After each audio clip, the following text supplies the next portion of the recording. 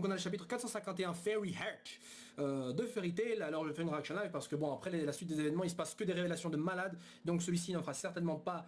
Oula, attendez. Tout ceci fut possible parce que tout le monde est là. Amour, espoir et force. Bon, très fairy tailesque. Mais en gros, je suis sûr que ce chapitre-ci ne va pas déroger à la règle. Donc, il va nous offrir son lot de révélations. Enfin, on va voir. Bref, chapitre en français que j'ai pris de toute façon. Bref, chapitre donc de la Black Company, merci à eux. Donc du coup, ça commence par un Zeref qui rapporte le cadavre de Mavis. Le mec, il est tout à fait traumatisé avec son petit pic sur le crâne. Bref. La petite mèche un peu qu'il a comme... De toute façon, Mavis, c'est aussi une petite mèche. Enfin, Mira Jane aussi. Non, non, je déconne. Bref, du coup... Non, je déconne. Bref, tu es le magicien noir de la dernière fois. Pourquoi es-tu non? Attends, c'est Mavis que tu portes. Donc c'est bien Hadès, enfin Precht, pardon, qui est donc le premier à voir Mavis, le corps de Mavis. Elle avait disparu depuis un an, tout le monde était si inquiet. Es-tu seul? Demande Zeref. Ouais, tout le monde est sorti se préparer pour la festival de la moisson. Putain, mais personne à rechercher Mavis ou quoi? Enfin, je veux dire, ok, elle a disparu pendant un an, mais putain, t'abandonnes les recherches sur une de tes potes, surtout que la meuf était certainement pas si loin que ça. Et putain, t'es dans un monde de mages.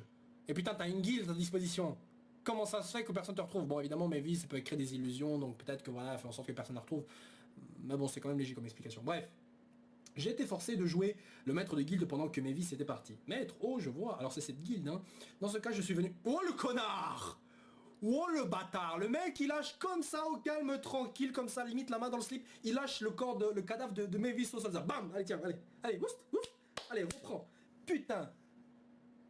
Putain, mais on dirait un raciste qui vient de déposer un cadavre de Roms comme ça à la police. Putain, dans ce cas, je suis venu rendre Mavis. Eh, mais comment peux-tu la traiter ainsi? Elle n'est pas une poupée. Ça reste à voir. Bref, du coup, le mec lâche son cadavre comme ça au calme, alors qu'il y a le chapitre précédent, il était là, je t'aime, il n'y a personne qui m'a jamais aimé.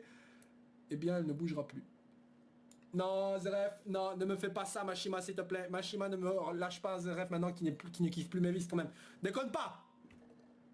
Ah non, attendez, il a quand même les traits sur les yeux, là. Ouais, il a les traits dans les yeux bizarres. Ça veut dire qu'il a, là, il est passé en mode dark. Ouais, il est dark Zeref, voilà.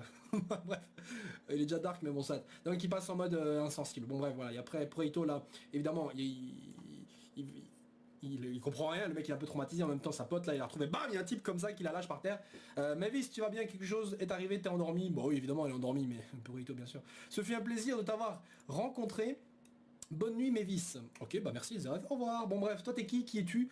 Zeref. Ah, le mec qui révèle son identité. Ah ouais, donc il y a Precht donc, qui tilt sur le moment même. C'est vrai, si Mavis était une fée, je pense que vous pouvez m'appeler Spriggan. Bon, évidemment, Spriggan c'est le nom d'une feideuse.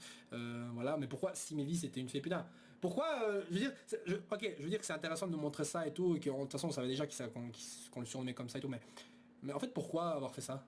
Enfin, je comprends pas, je veux dire, le méchant il se barre. Bon, il est temps maintenant de me créer un nom qui fait un nom en opposition avec celui de Mavis, qui sera certainement mon rival incroyable en ce qui concerne le sort et le destin de l'humanité. Non, mais je veux dire, non, tu penses pas à ça. Mais bon, bref, peu importe. En tout cas, il choisit donc de s'appeler comme ça.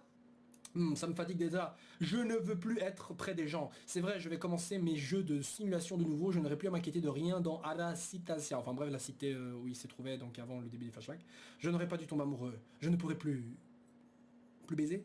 Bref, du coup, Zeref, c'est lui le légendaire mage noir. Mavis, qu'est-ce qui ne va pas? Il t'a fait quelque chose? Bref. Du coup, Zeref donc est forcé malgré lui à rester méchant parce que sinon il va tuer encore plus de gens. Et là il vient de tuer quelqu'un dont il était amoureux. Bon, maintenant c'est vrai qu'on peut en rediscuter sur le fait que Zeref est vite tombé amoureux, mais je répète encore une fois que le mec n'a jamais connu d'amour pendant des centaines d'années. Il a jamais approché quelqu'un de si près, il a jamais pu tenir quelqu'un dans ses bras limite.